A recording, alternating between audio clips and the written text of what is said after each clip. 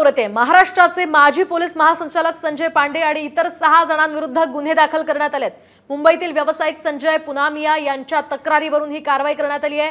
तर तक्रारदार आणि इतर व्यावसायिकांना खोट्या केसेसच्या धमक्या दिल्या, पैसे उकळले असा आरोप यातनं करण्यात आलाय। खरं तर संजय पांडे हे विधानसभा निवडणुकीच्या रिंगणात उतरण्याची शक्यता आहे आणि सगळ्या पार्श्वभूमीवर आता त्यांच्यावर हे गुन्हे दाखल करण्यात आल्याची घटना घडली। जुन्नर विधानसभेमध्ये सांगली पॅटर्न राबवणार असल्याचं स्वतः काँग्रेसचे आमदार विश्वजित कदम म्हणालेत। जुन्नर विधानसभा हा शरद पवारांच्या राष्ट्रवादीचा मतदारसंघ आहे आणि या ठिकाणी काँग्रेसचे सत्यशील शेरकर निवडणूक लढवण्यासाठी इच्छुक आहेत।